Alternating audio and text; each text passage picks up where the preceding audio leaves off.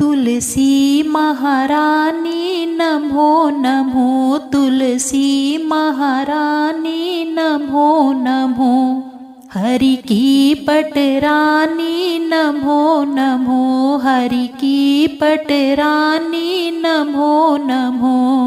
धन तुलसी पूरण तप कीनो, धन तुलसी पूरण तप कीनो। सालिग्राम बनी पटरानी, सालिग्राम बनी पटरानी।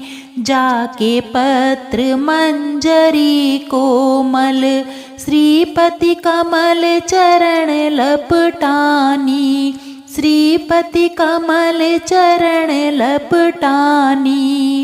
तुलसी महारानी नमो नमो, हरि की पटरानी नमो नमो।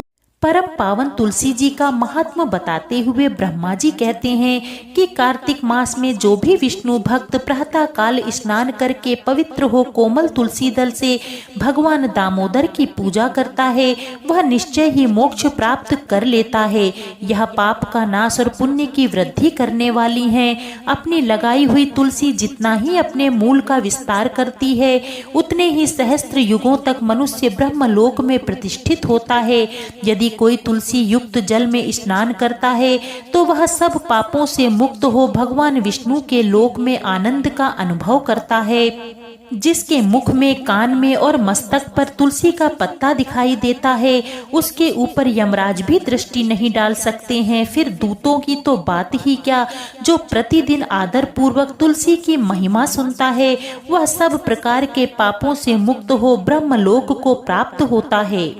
तुलसी महात्म्य को बताने वाली एक परम पावन कथा का श्रवण करते हैं। पूर्व काल की बात है। कश्मीर देश में हरि मेधा और सुमेधा नामक दो ब्राह्मण थे, जो भगवान विष्णु की भक्ति में संलग्न रहते थे। उनके हृदय में संपूर्ण प्राणियों के प्रति दया थी। वे सब तत्वों को यथार्थ मर्म समझने वाले थे। किसी समय वे तीर्थ यात्रा के लिए चले। चलते चलते किसी दुर्गम वन में वे परिश्रम से व्याकुल हो गए। वहां उन्होंने एक स्थान पर तुलसी वन देखा। उनमें से सुमेधा ने वह तुलसी का महान वन देखकर उसकी परिक्रमा की और भक्ति पूर्वक प्रणाम किया। यह देखकर हरि मेधा ने तुलसी का महात्म जानने के लिए बड़ी प्रसन्नता के साथ बार बार पूछा, ब्राह्मण, अन्य देवताओं, तीर्थों, व्रतों और मुख्य मुख्य ब्राह्मणों के रहते हुए तुमने तुलसी वन को क्यों प्रणाम किया है? सुमेधा बोला, महाभाग सुनो, यहाँ धूप सता रही है, इसलिए हम लोग उस बरगद के समीप चलें। उसकी छाया में बैठकर मैं यथार्थ रूप से आपको सब कुछ बताऊंगा। वहाँ विश्राम करके सुमेधा ने हरि मेधा से कहा, प्रियवर, पूर्व काल में दुर्वासा के श्राप से जब इंद्र का ऐश्वर्य छिन गया था, उस समय ब्रह्मा आदि देवताओं और असुरों ने मिलकर क्षीर सागर का मंथन किया। उससे ऐरावत हाथी, कल्प वृक्ष, चंद्रमा, लक्ष्मी, घोड़ा, कौस्तुभ मणि तथा धनवंतरी रूप भगवान श्री हरि और दिव्य औषधियां प्राप्त हुई।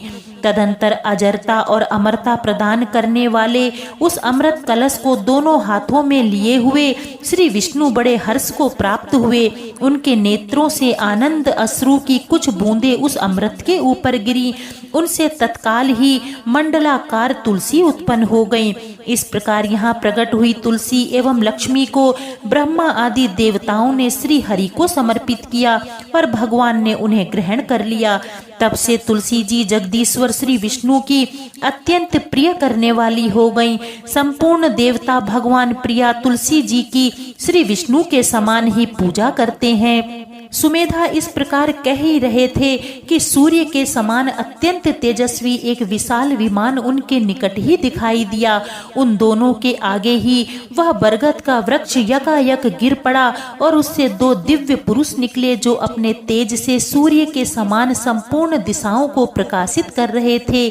उन दोनों ने हरि मेधा और सुमेधा को प्रणाम किया। उन्हें देखकर दोनों ब्राह्मण भाव विहल हो गए और आश्चर्यचकित होकर बोले, आप दोनों कौन हैं? देवताओं के समान आपका सर्व मंगलमय स्वरूप है।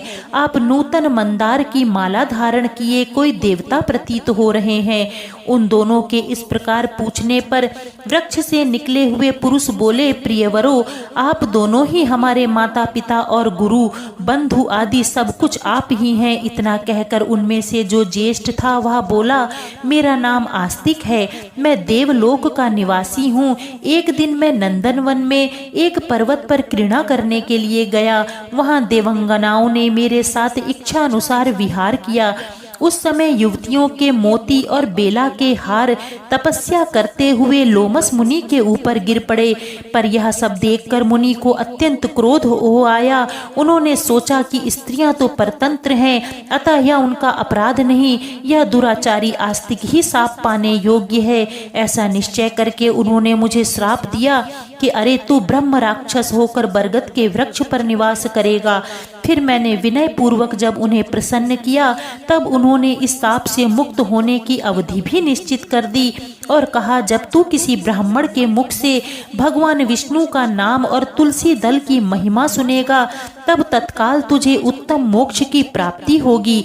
इस प्रकार मुनि का श्राप पाकर मैं चिरकाल से अत्यंत दुखी हो इस वट वृक्ष पर निवास करता था। आज देववंश आप दोनों के दर्शन से मुझे निश्चय ही श्राप से छुटकारा मिल गया है। अब मेरे इस दूसरे साथी की कथा सुनिए।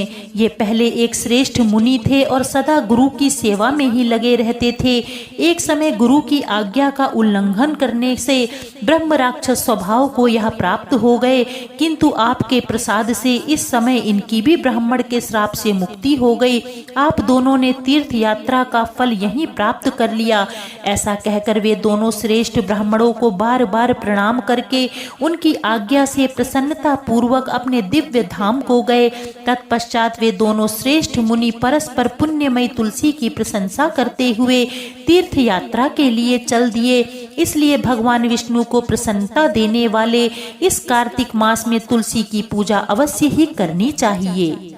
तुलसी पर भगवान विष्णु की विशेष कृपा मानी जाती है। इस दिन व्रत करने और व्रत कथा को सुनने से व्यक्ति को कभी भी धन धान्य की कमी नहीं होती और उसे मनोवांछित फल प्राप्त होते हैं।